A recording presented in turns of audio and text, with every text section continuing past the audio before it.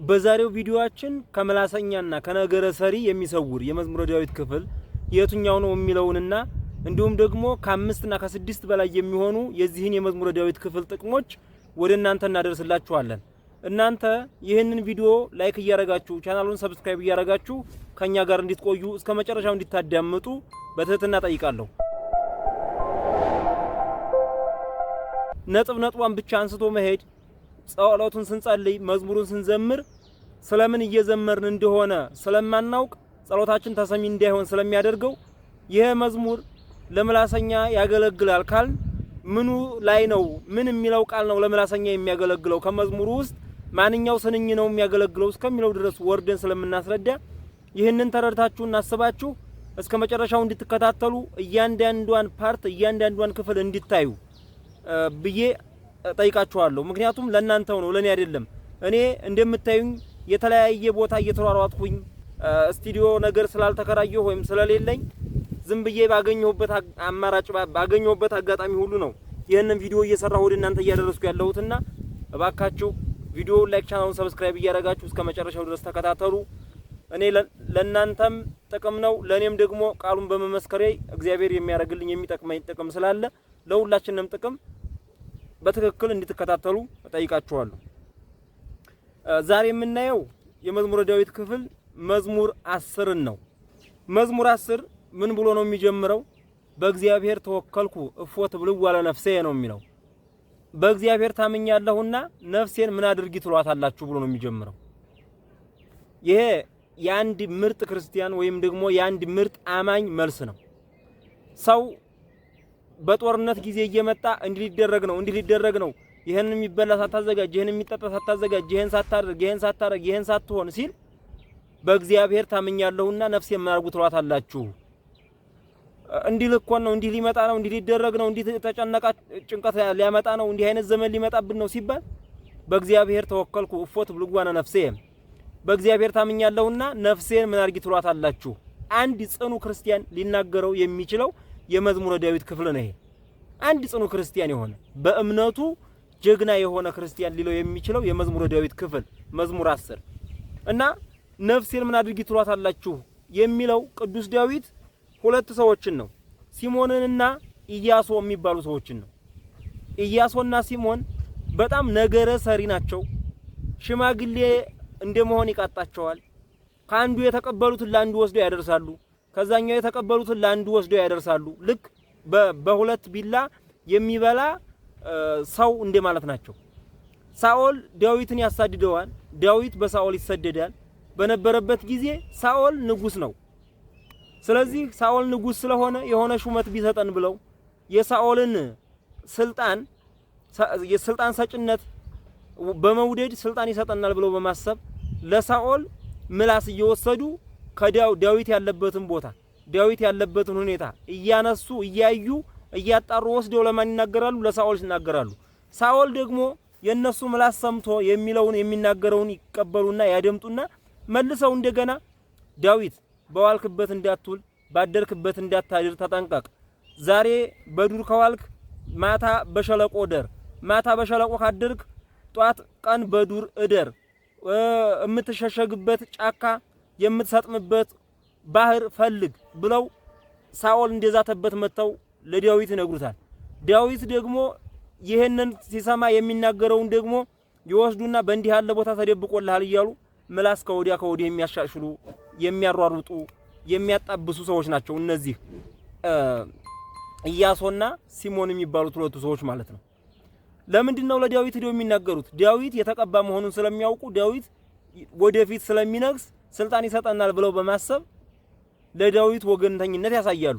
እንደገና ደግሞ አሁን ከረንትሊ በጊዜው ተሹሞ ያለው ሳኦል ስለሆነ ሳኦልም አሁን ያለው ንጉስ ስለሆነ ስልጣን ይሰጠናል ብለው በማሰብ ከሳኦልም ስልጣንን ለማግኘት ሲሉ ከዳዊት እየወሰዱ ለሳኦል ይናገራሉ። አያችሁ፣ ጋዛኛውም እንዳልጎዳ እዚህኛውም እንዳልጎዳ፣ እዛኛውም ጥቅም እንዳገኝ እዚህኛውም ጥቅም እንዳገኝ።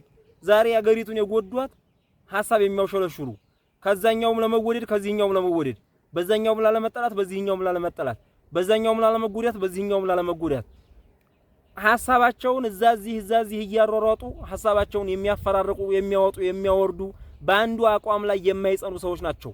እና ይሄ የመጀመሪያው የመዝሙረ ዳዊት መዝሙር 10 ጥቅም ምንድነው? ከመላሰኛና ከነገረ ሰሪ ያድናችኋል።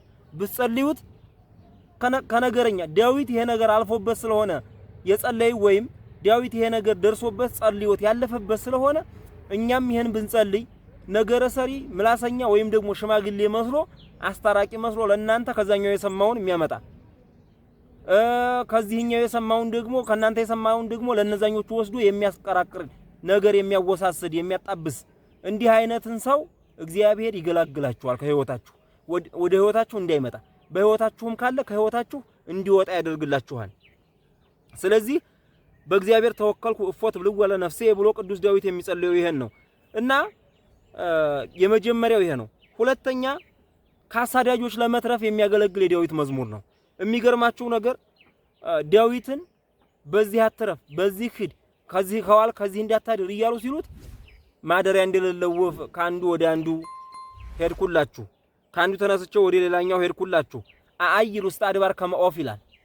እንደ ወፍ ካንዱ ቦታ ወደ አንዱ ቦታ፣ ካንዱ ጫካ ወደ አንዱ ጫካ፣ ካንዱ ተራራ ከዛው ተራራ ከዛኛው ተራራ ወደዚህኛው ተራራ እየተሽከረከርኩ እየተዟዟርኩ እኖራለሁ ያለው ከበረሃ ወደ በረሃ ከዘመዶች ተነጥዬ እየተሰደድኩ እገኛለሁ።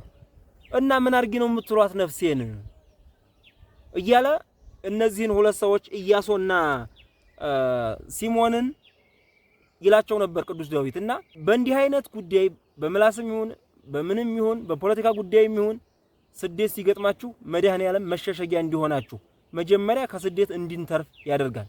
ከስደት ለመውጣት እግዚአብሔር ጥበቡ ብዙ ስለሆነ ከስደት እንድንተርፍ ያደርጋል። ከስደተኞች መሃል ለይቶ ከስደት እንድንተርፍ ያደርጋል።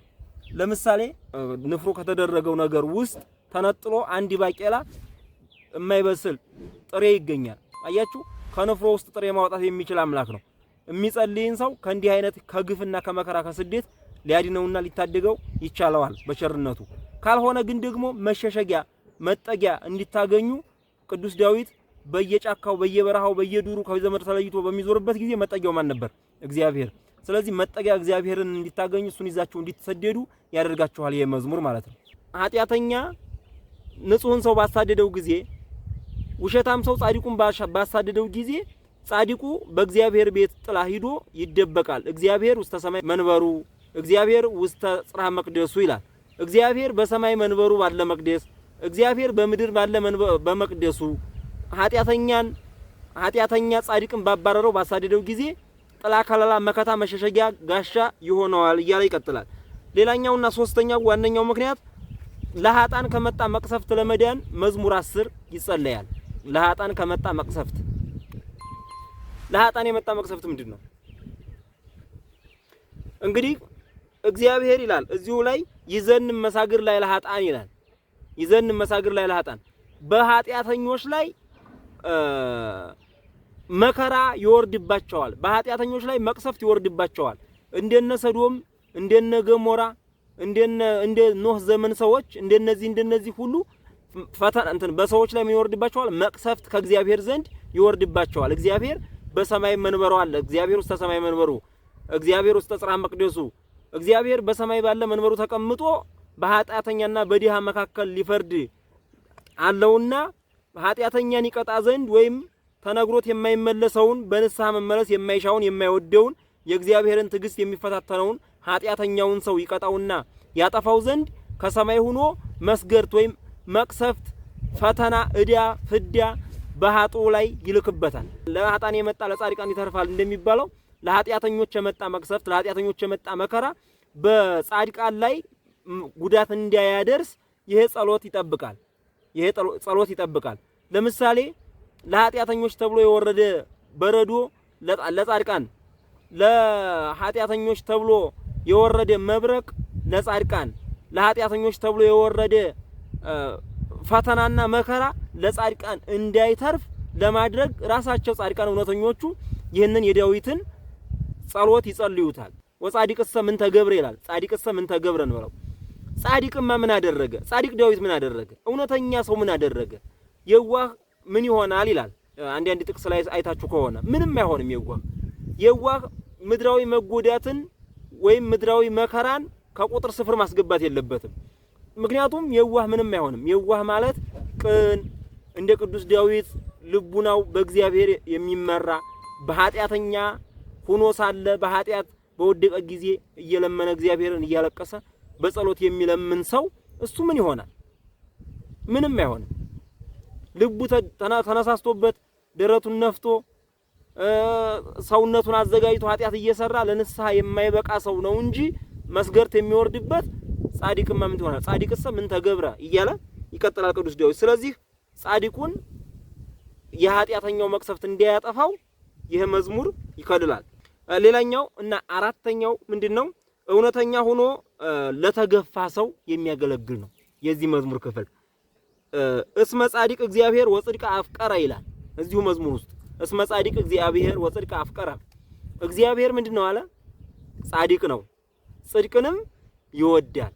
እግዚአብሔር እውነተኛ ነው፣ እውነተኛን ሰውንም ይወዳል። አሁን እውነተኛ በመሆኑ በየመስሪያ ቤቱ በየቦታው በየጓደኝነት ቦታው በየትኛውም ቦታ በየትኛውም ጉዳይ ሁሉ እውነተኛ በመሆናቸው ብቻ እየተገፉ ያሉ፣ እውነተኛ ስለሆኑ እየተሳደዱ ያሉ፣ እውነተኛ ስለሆኑ ምንም ሳያጠፉ ምንም በማያውቁት እየተሰደዱ ያሉ ሰዎች አሉ። ስለዚህ እነዚህን ለመታደግ የሚያገለግል የመዝሙረ ዳዊት ክፍል ነው። እግዚአብሔር እውነተኛን ይወዳል፣ ጽድቅ አፍቀረ፣ ጽድቅን ይወዳል እና እግዚአብሔር ይህንን በቅዱስ ዳዊት አማካኝነት የተዘመረ መዝሙር አንስተን በምንዘምርበት ጊዜ ለእውነተኝነታችንና ለሐቃችን እግዚአብሔር ፈጥኖ ይደርስልናል፣ ካለንበት መከራና ፈተና ይታደገናል። ስለዚህ መዝሙር 10ን በመጸለያችን ከመላሳኛና ከነገረ ሰሪ ከአሳዳጆች ለሃጣን ከመጣ መቅሰፍትና እውነተኛ ሆኖ ሳለ ከመገፋት ይታደገናል እግዚአብሔር ማለት ነው። እስካሁን ድረስ አብራችሁ ስለነበራችሁ አመሰግናለሁ። ወስብሐት ለእግዚአብሔር ወለወላዲቱ ድንግል ወለመስቀሉ ክቡር አሜን። ይቆየን።